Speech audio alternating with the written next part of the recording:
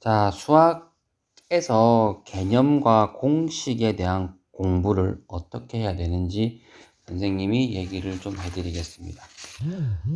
수학 공부를 잘하는 친구들은 개념 공부를 정말 잘합니다. 하지만 수학 공부를 잘 못하는 친구들은 개념 공부를 등한시하고 있죠.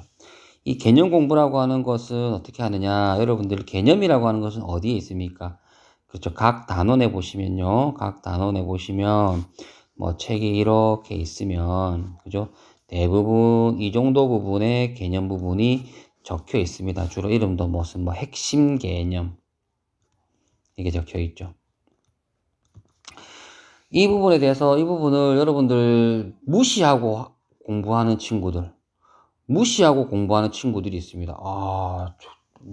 내용이 뭔지, 어떻게 무시합니까? 그렇죠. 읽어보지도 안 하고 바로 이 부분에 있는 기초 문제를 푸는 친구들이 있죠. 네.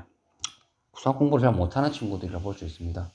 물론, 머리가 정말 똑똑해서 그런 개념을 안 읽어봐도 다 이해가 되는 친구들도 이런 부분을 할 수 있겠지만은 수학 공부를 잘하는 친구들은 여기 나와 있는 핵심 개념들을 정말 잘 읽어봅니다. 왜?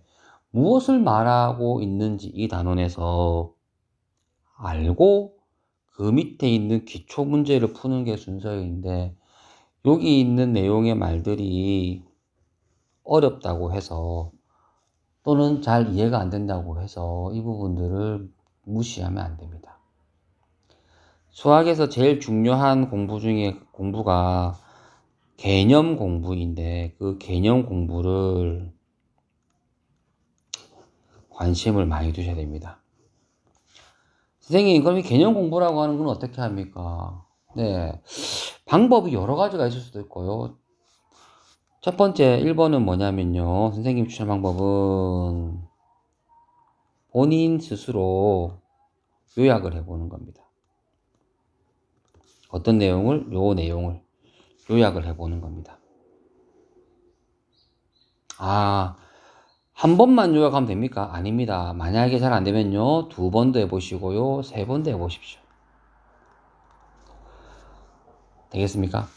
그러면서 각 단원에 이런 본인이 요약한 것이 있으면 그 요약들이 모이면 자, 2번째는 어떻게 하냐면은 이런 A4 큰 데에다가 본인이 알고 있는 개념들을 한번 정리를 해 보십시오. 그 정리 중요하겠죠. 자, 예를 한번 들어볼까요? 자, 예를 들어볼게요. 선생님이 중학교 1학년이라고 칩시다. 나는 1차 방정식을 공부하고 싶습니다. 1차 방정식을 공부합시다. 1차 방정식 공부를 많이 했습니다. 자, 그럼 첫 번째. 그렇죠. 1차 방정식이 무엇이죠? 그렇죠. 1차 방정식은 무엇인가를 적어야 됩니다. 어떤 형태가 1차 방정식인가를 알아야 되고요. 두 번째로는 1차 방정식을 풀기 위한 방법은 어떤 것인가? 등식의 성질을 써야 되고, 이런 것들, 그죠? 이런 내용들. 예를 들어도 됩니다. 예를 들어가지고. 됐습니까? 이런 것들을 쭉 써고, 그 다음에 또 조금 더 있다 그러면 다음 A4지에다가, 그죠? 여러분들이 한번 문제도 만들어 보십시오.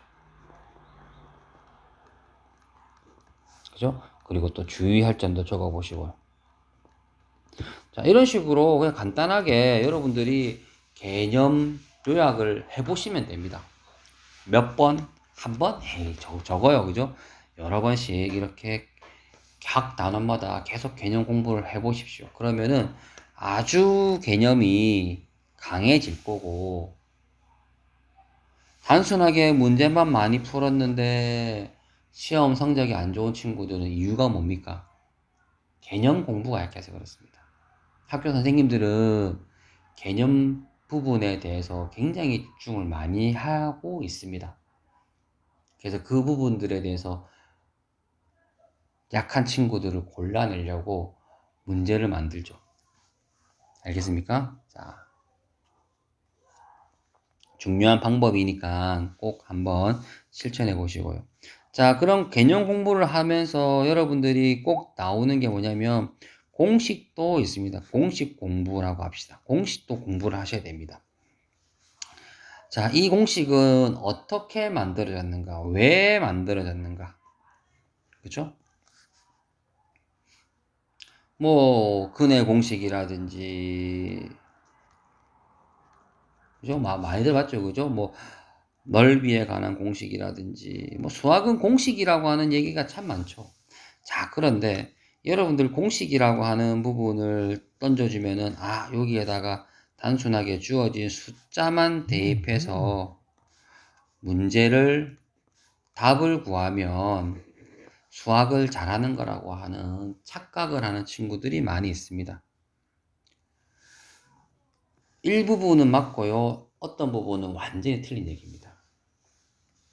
공식은 문제를 많이 풀어보니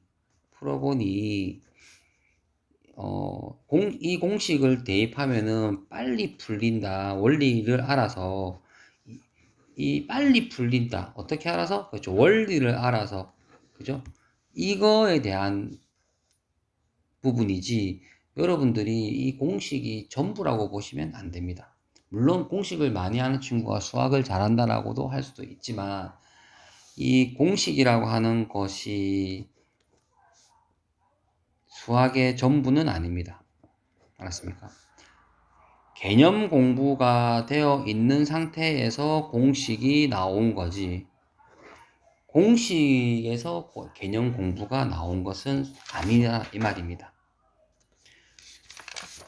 이 공식은 일종의 뭐냐면은 수학 문제를 풀기 위한 도구입니다. 도구. 그 도구만 잘 안다 그래가지고 도구만 잘 갖고 있다 그래가지고 여러분들이 수학 문제 잘 풀 수 있습니까?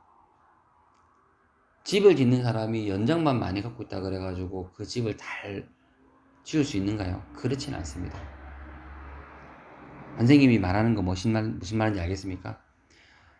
자, 공식을 대입하기보다는 오히려 어떨 때는 식을 직접적으로 전개를 해보시는 게 더 추천드리고 싶은 얘기고요. 또는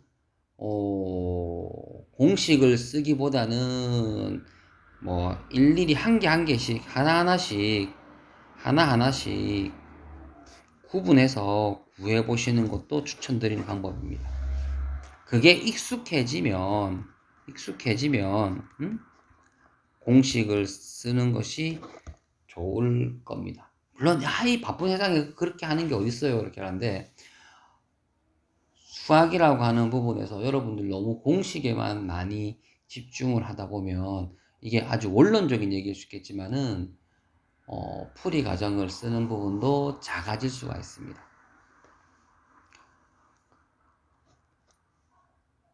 공식은 다시 말씀드리지만은 수학 문제를 풀기 위한 일종의 도구입니다.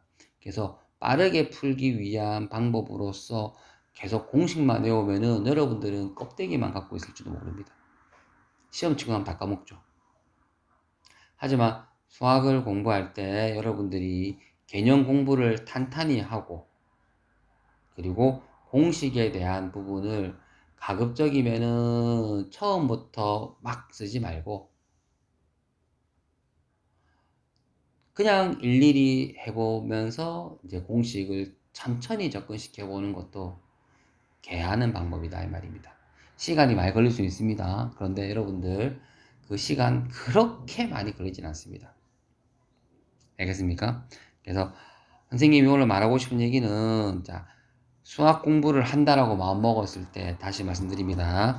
자 개념 부분을 잘 읽자. 그리고 두 번째 이 공식이라고 하는 것은 일종의 도구이니까 공식도 중요하지만 공식을 너무 많이 남발하지는 말자. 알겠습니까? 자, 이런 얘기입니다. 아예 쓰지 마란 말은 선생님의 수업을 잘못 들은 얘기입니다. 공식을 너무 남발해서 공식에 끌려다니지 말자. 이게 선생님이 하고 싶은 얘기입니다. 자, 오늘 수업은 여기까지.